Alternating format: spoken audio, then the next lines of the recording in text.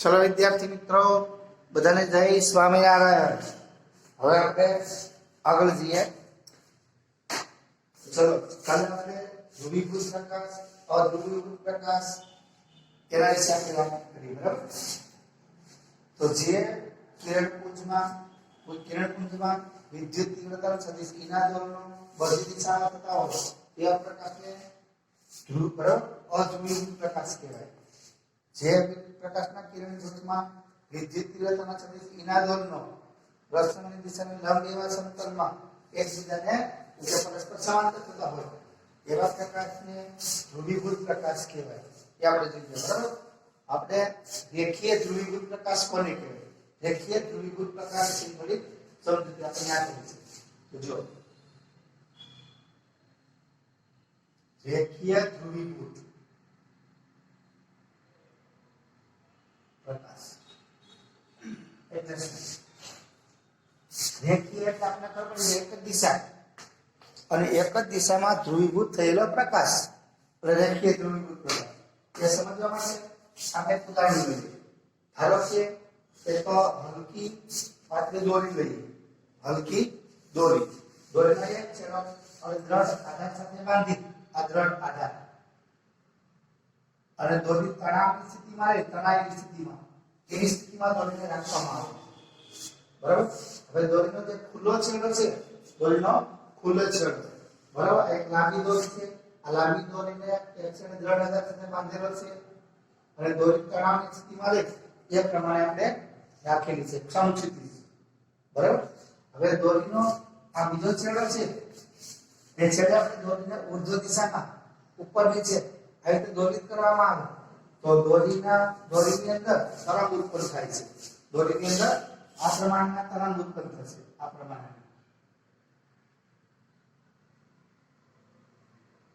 અહીંયા આ તરંગના પ્રસરણ માટે માધ્યમ તરીકે દોરી છે, માધ્યમ તરીકે શું છે? દોરી, બરાબર?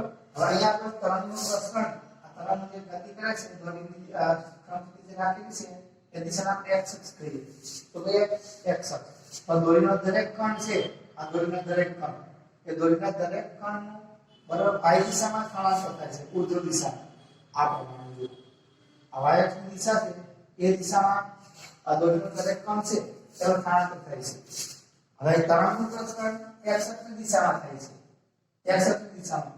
જ્યારે દોરીનો દરેક કણ છે એના દોરનો કોઈ પણ કણ લેશું દરેક કણનું દોલન કઈ દિશામાં મળશે આપણને? y અક્ષની દિશામાં, બરાબર? એટલે પ્રસરણની દિશાને લંબ એવી દિશા કઈ છે? અહીંયા y અક્ષની દિશા। તો y અક્ષની દિશામાં આપણને દોલનો મળે છે, તો દોરીના દરેક કણનું દોલન એક જ દિશામાં એટલે કે y અક્ષની દિશામાં થતું હોવાથી અહીંયા દોરીમાં રચાતો જે તરંગ છે, દોરીમાં રચાતો તરંગ એ y ધ્રુવીભૂત કહેવાય। કેવો? y ધ્રુવીભૂત। એટલે દોરીમાં દરેક કણ છે એ y દિશામાં કે એક જ દિશામાં દોલન કરે છે, તેથી આપણે એને આવા તરંગનું y દિશામાં ધ્રુવીકરણ અથવા ધ્રુવીભૂત થયું એમ કહેવાય, બરાબર? y દોરીનો દરેક કણ છે એ દોલનો કરે છે। તો આપણે 11મા ધોરણમાં દોલનોના ચેપ્ટરમાં ભણી ગયા, તરંગોના ચેપ્ટરમાં, બરાબર? આપણે t બરાબર 0 કહીએ તો t બરાબર 0 સમયે દોરીના બધા કણ સ્થિર સમતોલનમાં હોય, પછી આપણે દોલન આપીએ એટલે દોરીના કણ છે એનો સ્થળાંતર થશે। તો દોરીના કણનું સ્થળાંતર આપણે આ પ્રમાણે આપી શકાય y of xt, આ દોલન, બરાબર? x, બરાબર? y દિશામાં x ના વિધેય તરીકે આપણે આ સમીકરણ લખી શકીએ y બરાબર a sin, બરાબર? a sin kx - omega t અથવા omega t - kx, જ્યાં a તરંગનો કંપ વિસ્તાર છે, એ શું છે? તરંગનો કંપ। બધા પદને આપણે સમજૂતી આપી અહીંયા। તો જો આ દોરીના દરેક કણનું સ્થળાંતર, બરાબર? હવે જવાનું નથી x એટલે આપણે x બરાબર 0 થી કયા કણનું આપણે દોરીનો કયો કણ આપણે લેવો છે અંતર? ધારો કે મારે આ કણ છે એનો સ્થળાંતર જાણવું હોય તો અહીંથી આ અંતર એટલે x। તો ઉગમ બિંદુથી તરંગનું ઉત્પન્ન થાય એ ઉગમ બિંદુથી બરાબર x જેટલા અંતરે આવેલા કણનું t સમયે દોલન એટલે સ્થળાંતર એવું દર્શાવવા માટે આપણે આ વિધેયના સ્વરૂપમાં લખેલું છે, બરાબર? તો y એ દોરીના કણનું સ્થળાંતર દોરીના કણોનું સ્થાનાંતર આપણને દર્શાવે છે. અમારી x ને t નો ઉપયોગ કરી કોઈ પણ કણનું સ્થાનાંતર જાણી શકો. એ એટલે દોરીના કણોનું દોરીના કણોનો કંપ વિસ્તાર. દોરીના કણોનો કંપ વિસ્તાર છે. ત્યાર પછી k તરંગ સદિશ છે. તરંગ સદિશની વ્યાખ્યા આપણે ભણી ગયા. 2π/λ ને તરંગ સદિશ કહેવાય. અથવા એકબીજાથી લેમ્ડા જેટલા અંતરે રહેલા બે કણોના દોરડુની કળાનો તફાવત એને તરંગ સદિશ કહેવાય. અથવા લેમ્ડા જેટલા અંતરે ના કેવું હોય તો એકમ અંતરે રહેલા બે કણોના દોરડુની કળાનો તફાવત તેને તરંગ સદિશ કહે છે. તો લેમ્ડા જેટલા અંતરે રહેલા કણો હોય તેના દોરડુના કળાનો તફાવત કેટલો હોય 2π રેડિયન. તો આને તરંગ સદિશ કહેવાય. તરંગ સદિશ. હવે જો તરંગ સદિશની વ્યાખ્યા તરંગ સદિશનો એકમ રેડિયન પ્રતિ મીટર. તરંગ સદિશનું પરિમાણ f0 l - 1 t0. હવે ઓમેગા એ તો આપણને ખબર છે 2π મ્યુ. મ્યુ એટલે આવૃત્તિ. હવે 2π એક પણ લખાય. બરાબર. અને આપણે કોણીય આવૃત્તિ કહેવાય છે. કહેવાય કોણીય આવૃત્તિ. બરાબર. તો આવી રીતે આપણને ધ્રુવીભૂત હવે એક જ દિશામાં દોરડો હોય દોરડો કરતા હોય એ ચોક્કસ દિશા. બરાબર. અહીંયા આપણે આ તરંગને y દિશામાં ધ્રુવીભૂત થયું આપણે એમ કહી શકીએ. બરાબર. આ સમીકરણ અનુસાર દોરડના દરેક કણનું સ્થાનાંતર y દિશામાં પણ તરંગનું પ્રસરણ ક્યાં થાય છે x અક્ષ દિશામાં. એટલે y અક્ષ દિશાને લંબ એવી x અક્ષ દિશામાં. એટલે આ તરંગ દોરીમાંનો તરંગ એ પણ કેવો છે લંબગત તરંગ કહેવાય. આપણે આગળ ભણી ગયા ને લંબગત તરંગ જેમાં તરંગના પ્રકાર દોરડની દ્રષ્ટિએ સંગત તરંગ અને લંબગત તરંગ. જો તરંગના પ્રસરણ દરમિયાન માધ્યમના કણોના દોરડો તરંગના પ્રસરણની દિશાને લંબ રૂપે જતા હોય તો તેવા તરંગોને લંબગત તરંગો કહે છે. કે આપણે આગળ ભણી ગયા છીએ. બરાબર. એટલે તેને y ધ્રુવીભૂત તરંગ તરીકે આપણે કહીશું. હવે જો દોરડનો દરેક કણ y અક્ષ પર સુરેખ ગતિ કરે છે. આ દોરડનો દરેક કણ y અક્ષ પર રેખીય ગતિ એટલે કે સુરેખ ગતિ કરે છે. એટલે આવા તરંગને રેખીય ધ્રુવીભૂત તરંગ કહેવાય. કેવો રેખીય ધ્રુવીભૂત તરંગ. અહીંયા પણ આ તરંગ xy સમતલમાં રહે છે. ત્યાં આગળ xy સમતલમાં રહીને દોરડો કરે છે. તો એ રીતે આપણે y દિશામાં સ્થાનાંતર કર્યું. હવે જો આ તરંગનું બરાબર આ તરંગનું એક્ઝેક્ટ સમતલમાં દોલન થતું હોય એક્ઝેક્ટ સમતલમાં આ તરંગનું દોલન તરંગની ગતિ કયા સમતલમાં છે xy સમતલ. હવે જો તરંગનું દોલન એક્ઝેક્ટ સમતલમાં થતું હોય એક્ઝેક્ટ સમતલ બરાબર તો દોરડના દરેક કણ છે દોરડના દરેક કણ એનો સ્થાનાંતર આપણને z અક્ષની દિશામાં મળશે. ક્યાં મળશે z અક્ષની દિશામાં. પણ તરંગના પ્રસરણની દિશા બદલાશે નહીં. તો આપણે આ સૂત્ર પ્રમાણે લખી શકીએ દોરડના કણના સ્થાનાંતરના બરાબર z of xt is equal to a into sin. બરાબર આ કઈ બદલાશે નહીં kx - omega t. તો આપણે સ્થાનાંતર આ સૂત્ર પ્રમાણે આપી શકાય. સ્થાનાંતર આપણે આ સૂત્ર પ્રમાણે આપી શકીએ. આને પણ આપણે રેખીય ધ્રુવીભૂત તરંગ કહેવાય. શું કહેવાય રેખીય ધ્રુવીભૂત તરંગ. બરાબર. તો આ એક આપણને બુકમાં પોઈન્ટ આપેલો છે એટલે આપણે આપી દીધું. બરાબર. હવે છેલ્લે આપણે થઈ ગયા અધ્રુવીભૂત પ્રકાશમાંથી ધ્રુવીભૂત પ્રકાશ મેળવવાની ઘટના એને ધ્રુવીભવન કહેવાય. બરાબર. આપણે અધ્રુવીભૂત પ્રકાશમાંથી ધ્રુવીભૂત પ્રકાશ મેળવવા માટે ની જુદી જુદી રીતો છે. એમાં નંબર 1 પ્રકીર્ણન દ્વારા ધ્રુવીભવન. આ પોઈન્ટ યાદ રાખવાના છે. ધ્રુવીભવન. ધ્રુવીભવન એટલે શું?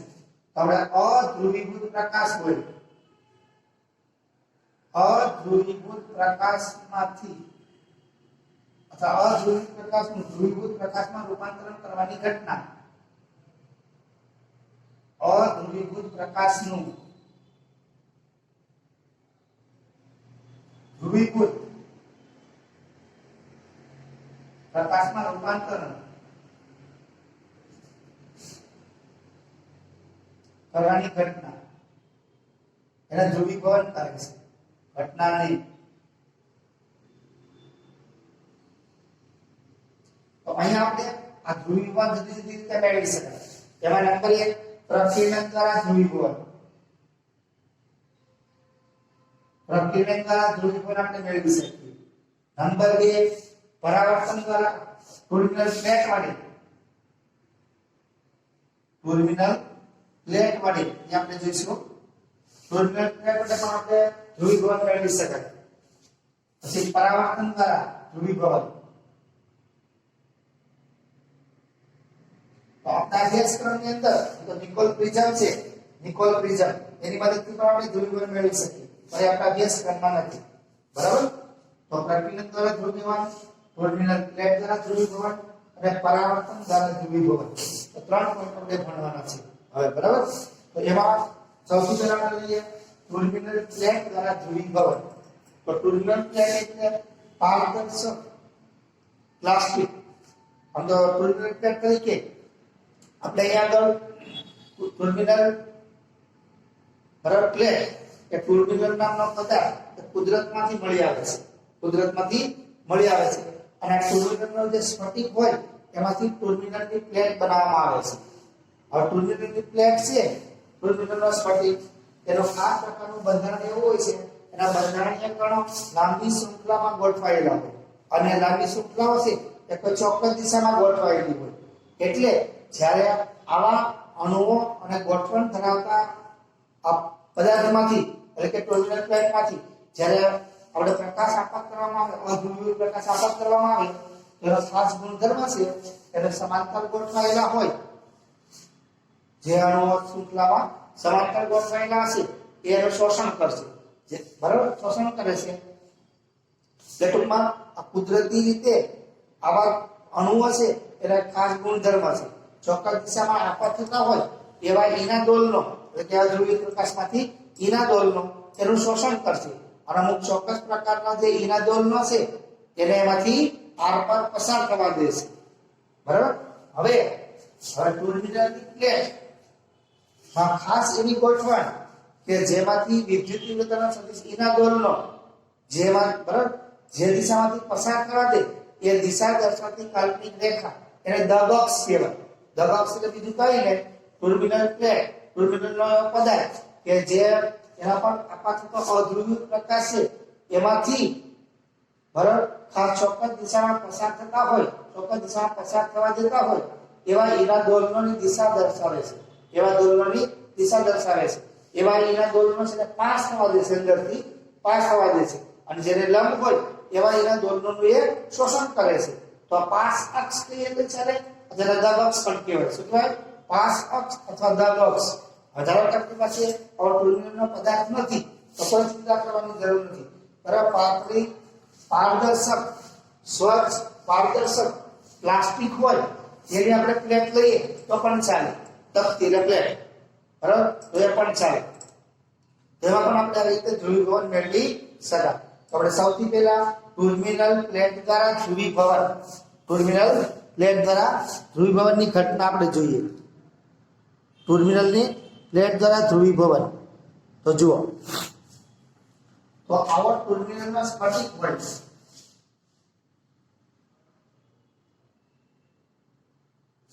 બરાબર.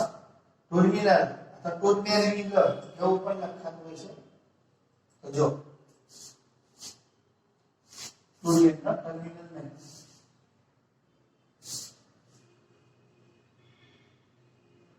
ટર્મિનલ આમ પણ લખાય. બરાબર? ટર્મિનલ પ્લેટ વડે ધ્રુવીભવન ની ઘટના આપણે જોઈએ. તો જો આવો ટર્મિનલમાં સ્ફટિક હોય, આખો સ્ફટિક બરાબર. તો આ ટર્મિનલના સ્ફટિકમાંથી ટર્મિનલની પ્લેટ એવી રીતે કાપવામાં આવતી હોય છે. આ તો વાત નથી, ખાલી આપણે સમજવા માટે છે ને. ટર્મિનલ સ્ફટિકમાંથી ટર્મિનલની પ્લેટ એવી રીતે કાપવામાં આવતી હોય છે કે ટર્મિનલના સ્ફટિકની ખાસ અક્ષ એવા અણુઓની ગોઠવણી કે જે બરાબર તેમાંથી વિદ્યુત તીવ્રતાનો સદિશ ઇનાદોલનોને પાસ થવા દે છે. બરાબર? એ ચોક્કસ દિશા એટલે આપણે કીધું દગ અક્ષ, દગ અક્ષ અથવા દગ અક્ષ પણ કહેવાય. દગ અક્ષ બરાબર. તો ટર્મિનલ સ્ફટિકમાંથી ટર્મિનલની પ્લેટ એવી રીતે કાપવામાં આવે છે કે જેથી કરીને ટર્મિનલ પ્લેટની બે સમાંતર બાજુઓ બરાબર દગ અક્ષને ટર્મિનલની પ્લેટની બે સમાંતર બાજુઓ દગ અક્ષને સમાંતર રહે. એવી રીતે ટુર્બિનલ સ્ફટિકમાંથી આમ ટુર્બિનલ પ્લેટ કાપવામાં આવતી હોય છે. હવે આનો શું થયો? આના પર જ્યારે આપણે અધ્રુવીકૃત પ્રકાશ આપાત કરીશું, અધ્રુવીકૃત પ્રકાશ, ત્યારે આમાંથી અધગક્ષને સમાંતર હોય એવા જ ઇનાગોલનો આમાંથી પાસ થવા દે છે, એટલે એને પાસક સ્તંભ કહેવાય. જ્યારે સંપૂર્ણપણે લંબ હોય એવા ઇનાગોલનો છે એનું સંપૂર્ણપણે શોષણ કરે છે. હવે જે ઇનાગોલનો ધગક્ષને સમાંતર હોય એ પાસ થઈ જશે, લંબ હોય એનું શોષણ કરશે. તો સમાંતર કે લંબ ના હોય એવા ઇનાગોલનું શું થાય? તો એવા ઇનાગોલનો છે એનો ધગક્ષને સમાંતર અને ધગક્ષને લંબ બે ઘટક પડે, એમાંથી ધગક્ષને સમાંતર હોય એવા ઘટકો પાસ થશે, જે ધગક્ષને લંબ હોય એવા ઘટકોનું ફરીથી પાછું શોષણ થઈ જશે. બરાબર? તો આમ ટુર્બિનલ પ્લેટમાંથી બહાર આવતો જે પ્રકાશ છે, ટુર્બિનલ પ્લેટમાંથી બહાર આવતો પ્રકાશ કે માત્ર ને માત્ર આપણને ટુર્બિનલ પ્લેટની ધગક્ષ છે એને સમાંતર હોય એવા ઇનાગોલનો હાજર હોય, બાકીના ઇનાગોલનું શોષણ થઈ ગયું હોય. બરાબર? તો આમ આપણે ટુર્બિનલ પ્લેટ ઉપર આપણે અધ્રુવીય પ્રકાશ આપાત કરી અને નિર્ગમન પામતો પ્રકાશ છે, બરાબર, એ આપણે નિરીક્ષણ કરીએ તો નિર્ગમન પામતો ટુર્બિનલ પ્લેટમાંથી નિર્ગમન પામતો જે પ્રકાશ છે એ પ્રકાશની અંદર માત્ર તરંગના પ્રસરણની દિશાને લંબ હોય એવા સમતલમાં એકબીજાને સમાંતર હોય એવા જ ઇનાગોલનો આપણને મળશે. એટલે એ પ્રકાશને આપણે ધ્રુવીભૂત પ્રકાશ કહેવાય, અથવા ઘણી વખત એને તલ ધ્રુવીભૂત પ્રકાશ પણ કહે છે. પણ ટુર્બિનલ પ્લેટ ઉપર આપાત કરેલો પ્રકાશ કયો હતો? કે અધ્રુવીભૂત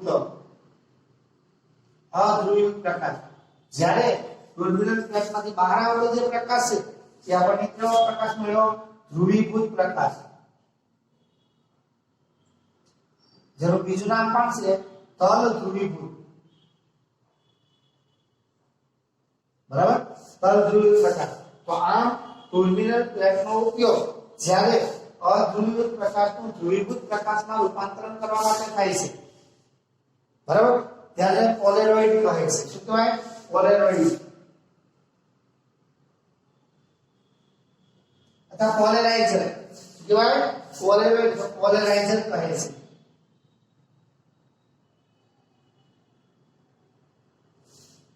ફરીવાર, જ્યારે ટુર્બિનલ પ્લેટનો ઉપયોગ અધ્રુવીય પ્રકાશનું ધ્રુવીભૂત પ્રકાશમાં રૂપાંતરણ કરવા માટે વપરાય છે ત્યારે ટુર્બિનલ પ્લેટને પોલેરાઇઝર કહે છે, અથવા વ્યાપક અર્થમાં પોલેરોઇડ કહેવાય. શું કહેવાય?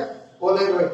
તો આમ આપણે ટુર્બિનલ પ્લેટનો ઉપયોગ કરી અધ્રુવીય પ્રકાશનું ધ્રુવીભૂત પ્રકાશમાં રૂપાંતરણ કરી શકીએ છીએ. અને આ ઘટના એટલે આપણે શું વ્યાખ્યામાં આપણે આગળ કહ્યું? અધ્રુવીય પ્રકાશનું ધ્રુવીભૂત પ્રકાશમાં રૂપાંતરણ કરવાની ઘટના એટલે ધ્રુવીભવન કહેવાય. તો અહીં આપણે ટુર્બિનલ પ્લેટ દ્વારા આવી રીતે આપણે ધ્રુવીભવન મેળવી શકીએ. બરાબર? હવે સવાલ સમજો. હવે અહીં આગળ આ ટુર્બિનલ પ્લેટ જે આપણે લીધી એ ટુર્બિનલ પ્લેટનો P1 કહો. બરાબર? આ P1. હવે અહીંથી આપણે થોડા આગળ આ ટુર્બિનલ પ્લેટ વિશે અને ધ્રુવીભવન વિશે થોડીક માહિતી મેળવીએ. તો જુઓ,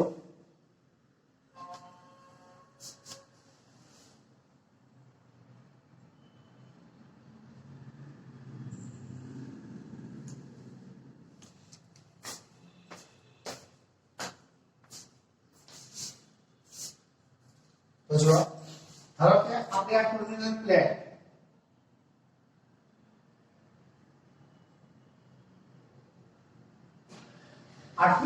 પ્લેટની ધગક્ષ એટલે પાસક ધગક્ષ, આના પર આપણે આવી રીતે અધ્રુવીભૂત પ્રકાશ આપાત કરીએ તો આપાત થતો અધ્રુવીભૂત પ્રકાશ આપણે કાલે અધ્રુવીય પ્રકાશ આગળ આપણે અધ્રુવીય પ્રકાશનો સાંકેતિક સ્વરૂપ પણ આપણે ભણી ગયા છે. આ પ્રમાણે આ અધ્રુવીય પ્રકાશ, બરાબર, આ પ્રકાશના પ્રસરણની દિશા, તો આમાંથી દગક્ષને સમાંતર હોય એવા ઇનાગોલનો આમાંથી પાસ થશે એટલે પસાર થશે. દગક્ષને સમાંતર હોય એવા ઇનાગોલનો આમાંથી પસાર થતા હોય. બરાબર? તો ચલો અહીંથી ટુર્બિનલ પ્લેટમાંથી પસાર થયેલ હોય એવા આપણે ઇનાગોલનો અહીંથી આમ દોરવાનું.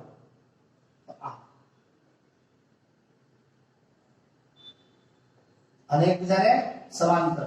તો આ ધ્રુવીય પ્રકાશ હતો, આપણને ધ્રુવીય પ્રકાશ મળ્યો. બરોબર? એ આપણે જોઈ ગયા. અને બરાબર. એટલે આને આપણે એક જ દિશામાં અહીંના દોરનો મળે છે એટલે આને આપણે રેખીય ધ્રુવીભૂત પણ ગણી શકીએ. કેવા? રેખીય ધ્રુવીભૂત. હવે આપણે સમજવાનું છે એક જોઈએ. ધારો કે આ એક ટર્મિનલ પ્લેટ છે. ટર્મિનલ પ્લેટ આવી દોરવી એવું જરૂર નથી હો. આ પ્રમાણે તમે પણ પ્લેટ દોરી શકો. ધારો કે આ ટર્મિનલ પ્લેટ P1 છે. આ આગળ કીધે પ્રમાણે ચલો અધ્રુવીય પ્રકાશમાંથી આપણે ધ્રુવીભૂત પ્રકાશ મેળવીએ એટલે નિર્ગમન પામતો પ્રકાશ મેળવીએ તેમાં એના દબાવને લંબ હોય તો બધા એના દોરનું શોષણ થઈ ગયેલું હોય. બધા એના દોરનું શોષણ થઈ ગયેલું હોય. પછી લંબ કે સમાંતર ના હોય એવા એના દોરનોના બધા દબાવને લંબ હોય એવા ઘટકોનું પણ શોષણ થઈ ગયું હોય. એટલે બધા ટર્મિનલ પ્લેટમાંથી બહાર આવતો પ્રકાશ છે એમની તીવ્રતા આપાત થતો જે અધ્રુવીય પ્રકાશ છે આપાત થતો અધ્રુવીય પ્રકાશ એની તીવ્રતા કરતા ખૂબ જ ઓછી હશે. ખૂબ જ ઓછી એટલે લગભગ અડધી. કેવી? લગભગ અડધી. હવે જો ધ્યાન રાખજો. હવે આ ટર્મિનલ પ્લેટ ને આનું નામ આપીએ આપણે P1. આ ટર્મિનલ પ્લેટ P1 છે. આ ટર્મિનલ પ્લેટ P1 એના પર આપાત પ્રકાશનું કિરણ છે એને આપણે અક્ષ તરીકે લઈએ.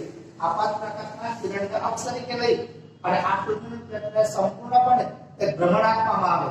સંપૂર્ણપણે એક આપણે ભ્રમણ આપીએ 0 થી 2π રેડિયન આખું ભ્રમણ આપીએ તો ભ્રમણ દરમિયાન નિર્ગમન પામતો જે પ્રકાશ છે એની તીવ્રતા બદલાશે નહીં. કેમ નહીં બદલાય? ચલો અધ્રુવીય પ્રકાશ છે એમાં દરેક દિશામાં દોરનો હોય. અત્યારે ટર્મિનલ પ્લેટ આ પ્રમાણે ગોઠવેલી છે એટલે એમાંથી નિર્ગમન પામતા એના દોરનો આપણને મળ્યા. હવે ટર્મિનલ પ્લેટને થોડીક આમ ખસેડીશું તો દબાવ થોડું આમ થશે જે રીતે આમ થશે તો આવી રીતે એના દોરનો આપણને મળશે. હજી ટર્મિનલ પ્લેટને આપણે આમ ખસેડીએ તો એના દોરનો આપણને આ પ્રમાણે આમ મળશે. બરાબર. હજી ટર્મિનલ પ્લેટને આપણે આમ ખસેડીએ આમ તો એના દોરનો આપણને આ પ્રમાણે મળશે. તો આમ સમગ્ર પરિભ્રમણ દરમિયાન આપાત અધ્રુવીય પ્રકાશના કિરણને અક્ષ તરીકે લઈ ટર્મિનલ પ્લેટ P1 ને એક સંપૂર્ણ ભ્રમણ આપવામાં આવે તો આ ટર્મિનલ પ્લેટની આજુબાજુ જે પ્રકાશની તીવ્રતા છે એ તીવ્રતામાં કોઈ ફેરફાર થતો નથી. તો આ ઘટનાનો ઉપયોગ કરી અને આપણે પ્રકાશ છે ધ્રુવીભૂત છે અધ્રુવીભૂત છે એવું પણ નક્કી કરી શકાય. જો આપણે આવી રીતે ભ્રમણ આપીએ ટર્મિનલ પ્લેટને એક ભ્રમણ અને જો તીવ્રતા બદલાતી ન હોય તો એ પ્રકાશ કેવો ગણાય? એ પ્રકાશ કેવો ગણાશે? ધ્રુવીભૂત અધ્રુવીભૂત પ્રકાશ. પણ આવી રીતે ટર્મિનલ પ્લેટ પર પ્રકાશ આપાત કરી અધ્રુવીય પ્રકાશ આપાત કરી તો પ્રકાશ આપાત કરી અને ટર્મિનલ પ્લેટને આવી રીતે આપણે ભ્રમણ આપીએ જો તીવ્રતા બદલાતી હોય તો એ પ્રકાશ કેવો હશે? એ પ્રકાશ ટર્મિનલ પ્લેટ પર આપાત થતો પ્રકાશ એ ધ્રુવીભૂત હશે નહીં. બરાબર. આ હકીકત આપણે જાણવી હોય તેના માટે આ એક ટર્મિનલ પ્લેટ છે એની બાજુમાં એને સમાંતર આપણે એમને સમાંતર હોય એટલે આપણે બીજી ટર્મિનલ પ્લેટ મૂકીએ આ P2.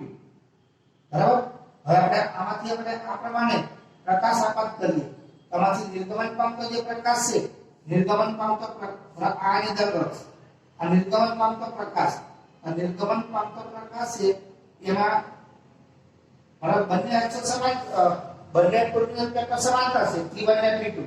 બરાબર. એટલે બંનેની દળવક્ષ પણ સમાંતર હશે એટલે પહેલી પ્લેટમાંથી જે ઈના દોરનો પસાર થયા હોય એ બધા ઈના દોરનો આ P2 પ્લેટમાંથી પણ પસાર થશે. એટલે કે નિર્ગમન પામતો જે પ્રકાશ છે બરાબર આપાત પ્રકાશની તીવ્રતા જેટલી હોય એટલી તીવ્રતા આપણને નિર્ગમન પામતા પ્રકાશની મળે. બરાબર. ને બધા ઈના દોરમાંથી પસાર થશે. તો આપણે આવી રીતે ધ્રુવીભૂત પ્રકાશ આપાત કર્યો હોય તો પણ અધ્રુવીભૂત પ્રકાશ આપાત કર્યો હોય તો નિર્ગમન પામતા બીજી પ્લેટમાંથી નિર્ગમન પામતો જે પ્રકાશ છે એની તીવ્રતા ઓછી હશે પણ પહેલી પ્લેટમાંથી જેટલી તીવ્રતા મળે એટલી તીવ્રતા બીજી પ્લેટમાંથી પસાર થતા પ્રકાશની આપણને મળતી હોય. બરાબર. એના દોરના પ્રમાણે મળે. હવે આની જગ્યાએ હવે જો આ બીજી પ્લેટ છે P2 આપણે પહેલી પ્લેટ હતી P1 ટર્મિનલ પ્લેટ P1. બરાબર. હવે આ ટર્મિનલ પ્લેટ P1 સાથે એની દબાણ છે એમની સાથે કઈ ખૂણો બનાવતી હોય એવી રીતે આપણે બીજી ટર્મિનલ પ્લેટ મૂકીએ આપણે P2. એ આપણે બીજી પ્લેટ મૂકીએ P2. બરાબર. તો હવે આગળ બંને પ્લેટો છે બરાબર સમાંતર નથી એટલે આવી સ્થિતિમાં આપણે પહેલી ટર્મિનલ પ્લેટ પર આવી રીતે પ્રકાશ આપાત કરીએ પહેલી ટર્મિનલ પ્લેટ પર આ રીતે આપણે પ્રકાશ આપાત કરીએ તો જે ના દોરનો જે બરાબર P1 માંથી પાસ થતા એટલે P1 માંથી નિર્ગમન પામતા અને P2 ની દબાણને સમાંતર હોય એવા જ એના ઘટકો બરાબર આમાંથી પસાર થશે અને સમાંતર ના હોય એવા એના ઘટકોમાંથી પસાર થશે નહીં, શોષાઈ જશે. એટલે એનો અર્થ શું થયો? એની તીવ્રતા P2 માંથી નિર્ગમન પામતો જે પ્રકાશ છે એની તીવ્રતા એટલે P1 માંથી પસાર થતા પ્રકાશની તીવ્રતા કરતા પણ આપણને ઓછી મળશે. હવે જો હવે ટર્મિનલ આપણે પ્લેટ છે આ P2 એને આપણે આપવાનું ગોઠવી લીધું. આપણી પ્લેટ ની P1 બરાબર આયનની દરબક્ષ. હવે બીજી ટર્મિનલમાં આપણે માન ગોઠવી દો. તો બીજી ટર્મિનલ પ્લેટ એની દરબક્ષ તો બંને દરબક્ષ કેવી છે? પરસ્પર લંબ. તો ટર્મિનલ પ્લેટ P1 અને P2 એને બરાબર પરસ્પર લંબ રૂપે ગોઠવવામાં આવે બરાબર. અને પછી પહેલી પ્લેટમાં જો પ્રકાશ આપાત કરીએ તો બીજી પ્લેટમાંથી કોઈ પ્રકાશ બહાર આવશે નહીં. તો શરૂઆતમાં ધારો કે આ જેટલી તીવ્રતા આપણને મળતી હોય બરાબર, અહીંયા આપણને તીવ્રતામાં ઘટાડો જોવા મળશે એટલે આપણે I ડેશ કહીએ. પણ અહીંયા આગળ નિર્ગમન પામતો પ્રકાશ કેવો હશે? P2 માંથી પસાર થતી તીવ્રતા કેવી મળશે આપણને? શૂન્ય. જે મળશે શૂન્ય બરાબર. તો આ હકીકતને આપણે આવી રીતે આપણે કહી શકીએ. જો આવી રીતે આપણે બીજો પોલેરોઇડ P2 ને P1 ની આગળ મૂકવામાં આવે, P1 ને ભ્રમણ આપવામાં આવે અને P1 માંથી નિર્ગમન પામતા પ્રકાશની તીવ્રતામાં તો ઘટાડો થશે. જ્યારે P2 અને P1 સમાંતર રાખીએ ત્યારે P2 માંથી નિર્ગમન પામતા પ્રકાશની તીવ્રતા P1 માંથી પસારતા પ્રકાશની તીવ્રતા જેટલી જ મળે છે. એટલે કે P1 માંથી જેટલો પ્રકાશ નિર્ગમન પામ્યો હોય એટલો જ પ્રકાશ છે એ P2 માંથી પણ નિર્ગમન પામશે એટલે તીવ્રતા સમાન મળે છે. હવે જ્યારે P2 તકતીને એક જ સ્થિતિમાં રાખી, આ P2 તકતીને એક જ સ્થિતિમાં રાખી પણ P1 તકતી છે ને ભ્રમણ આપીએ અથવા P1 ને એક જ સ્થિતિમાં રાખી P2 ને ભ્રમણ આપીએ તો એ વખતે નિર્ગમન પામતો પ્રકાશ છે તેની તીવ્રતા કેવી થશે? ઘટતી જશે બરાબર. અને જ્યારે બીજી તકતી છે P2 તો પહેલી તકતીને લંબ બનશે બરાબર, ત્યારે તેમાંથી નિર્ગમન પામતા પ્રકાશની તીવ્રતા કેવી થશે છે? શૂન્ય. કેવી? શૂન્ય બરાબર. તો આમ આપણે ટર્મિનલ પ્લેટ વિશે આ થોડી વિસ્તૃત આ વધારાની માહિતી હતી બરાબર. હવે એક પ્રમાણ આપીએ એટલે તીવ્રતા લગભગ અડધી થઈ જાય એ પણ આપણે સાબિત કરી શકાય બરાબર. આગળ આપણે જોઈએ પ્રમાણે આપણે એને સાબિત પણ આપણે આગળ આપીશું બરાબર.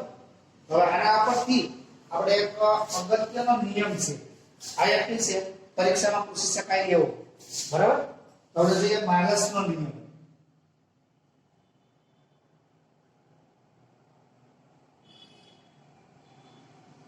આ વૈજ્ઞાનિકનું નામ છે, વૈજ્ઞાનિકનું નામ એના પરથી બરાબર આ નિયમ આપણે આપવામાં આવે છે માલસનો નિયમ. તો જો એકદમ સરળ છે થોડું ધ્યાન રાખવાનું. ધારો કે આઈએસ ટર્મિનલ પ્લેટ છે ને તકતી એના આપણે કહીએ P1 બરાબર. એના પર આપણે અધ્રુવીય પ્રકાશ આપાત કરવામાં આવે છે. અધ્રુવીય પ્રકાશ બરાબર. આમાંથી નિર્ગમન પામતો જે પ્રકાશ છે એની તીવ્રતા ધારો કે I0 છે એટલે મૂળ તીવ્રતા બરાબર. હવે આ પેલી તકતી છે એમની સાથે ટર્મિનલ પ્લેટ લો તો ચાલે, ટર્મિનલ પ્લેટ લઈએ તો પણ ચાલે બરાબર. એમની સામે ટર્મિનલ પ્લેટ હોય તો આમ કરી દેવાનું, બીજું કઈ નહીં. આ ટર્મિનલ પ્લેટ થઈ ગઈ, કાઢ નાખો આ ટર્મિનલ પ્લેટ બરાબર. આ ટર્મિનલ પ્લેટ અક્ષ સાથે બરાબર, ટર્મિનલ પ્લેટની દબાણ સાથે બરાબર થીટા જેટલો ખૂણો બને બરાબર. એવી રીતે આપણે જો બીજી ટર્મિનલ પ્લેટ આપણે મૂકીએ P2 અથવા નામ આપણે બીજું પણ આપી શકીએ બરાબર, A અને B એવું, A અને B એમ પણ આપણે નામ આપી શકાય. તો P1 ને P2 બરાબર. આ બીજી ટર્મિનલ પ્લેટ આપણે બે P2 બરાબર. હવે જ્યારે ટર્મિનલ પ્લેટ P1 માંથી નિર્ગમન પામતો પ્રકાશ છે એના બરાબર દબાણને સમાંતર છે એવા એના દોલનો હાજર છે. હવે આ એનું દોલન છે કે ટર્મિનલ પ્લેટની અક્ષ છે એની સાથે બરાબર થીટા જેટલા ખૂણે તેના પર આપાત થશે આવી રીતે થીટા જેટલો ખૂણો બને એવી રીતે આના પર આપાત થશે એટલે અહીંયા આપણને ખૂણો મળશે થીટા જેટલો બરાબર આ ખૂણો આ થીટા હવે આ ઈના દોરનો છે એના પરસ્પર લંબ હોય એટલે ઘટક મળે તે આ ઘટક મળશે આ પ્રમાણે જેને આપણે બરાબર આનો કોણ વિસ્તાર આપણે E0 કહીએ બરાબર E0 cos થીટા અને લંબ હોય એવો ઘટક મળે આ પ્રમાણે E0 sin થીટા લંબ ઘટક છે એનું શોષણ થશે એટલે આપણે ધ્યાનમાં લેવાનું નથી તો E0 cos થીટા આમાંથી નિર્ગમન પામતો જે પ્રકાશ છે બરાબર એની અંદર માત્ર આવા બીજી પ્લેટ છે ટુનિયન પ્લેટ P2 એની દર અક્ષને સમાંતર હોય એવા એના દોરનો છે એમાંથી પસાર થતા હોય તો હવે ટુનિયન પ્લેટ P1 માંથી નિર્ગમન પામતા પ્રકાશની તીવ્રતા કેટલી હતી I0 હવે ટુનિયન પ્લેટ P2 માંથી નિર્ગમન પામતા પ્રકાશની તીવ્રતા કેટલી હોય જે આપણે શોધવાની છે અને એ જ આપણો માલસનો નિયમ આપણે જાણીએ છીએ તરંગની તીવ્રતા તરંગના કંપવિસ્તારના વર્ગના સમપ્રમાણમાં હોય તરંગના કંપવિસ્તારના વર્ગના સમપ્રમાણમાં અહીંયા આપાત થતો જે તરંગ છે તેના કંપવિસ્તારને આપણે E વડે દર્શાવે છે તેના વડે E વડે પણ દર્શાવી શકાય એ વડે આપણે અહીંયા E વડે દર્શાવેલ છે તો આ E0 કંપવિસ્તારની તીવ્રતા I0 આપણે લખી શકીએ I0 છેલ્લે છે E0 square total plate A માંથી નિર્ગમન પામતા પ્રકાશ માટે ટોટલ પ્લેટ P2 માંથી નિર્ગમન પામતા પ્રકાશ માટે લખવું હોય તો તીવ્રતા I છેલ્લે છે એનો કંપવિસ્તાર કેટલો છે E0 cos થીટા પણ આપણે વર્ગ કરવો પડે તો વર્ગ હવે એનો ગુણોત્તર લઈએ આપણે બંનેનો ગુણોત્તર આપણને મળશે I/I0 ડાબી બાજુનો ગુણોત્તર આપણને મળશે E0 square cos square theta એના છેદમાં E0 square E0 square cancel થશે આપણને સૂત્ર મળ્યું I/I0 I0 ની સામે લઈ જઈએ બરાબર cos સ્ક્વેર થીટા તો આ સમીકરણ I/I0 cos સ્ક્વેર થીટા એ સૂત્ર છે માલસના વૈજ્ઞાનિકે મેળવેલ જેને માલસના નિયમ તરીકે ઓળખવામાં આવે છે અને આ સમીકરણ પરથી આપણે કહી શકીએ જો થીટા બરાબર 0 હોય તો પ્રકાશની તીવ્રતા I/I0 જેટલી એટલે કે મહત્તમ મળે કેમ કે cos નું મહત્તમ મૂલ્ય કેટલું છે cos 0 એટલે 1 હવે જો થીટા બરાબર π/2 હોય બરાબર તો પ્રકાશની તીવ્રતા I/0 થઈ જશે કેમ cos 90 એટલે 0 હવે જો થીટા બરાબર 2π હોય તો પણ આપણને પ્રકાશની તીવ્રતા cos 2π નું મૂલ્ય કેટલું -1 અને એનો વર્ગ કરીએ એટલે પાછા 1 થઈ જાય તો તીવ્રતા આપણને I0 જેટલી મળે હવે જો થીટા બરાબર 3π/2 હોય એટલે કે 270 તો પછી તીવ્રતા કેટલી થશે 0 તો આપણે યાદ રાખીશું બરાબર તો અહીં સુધી રાખીએ બોલો જય સ્વામિનારાયણ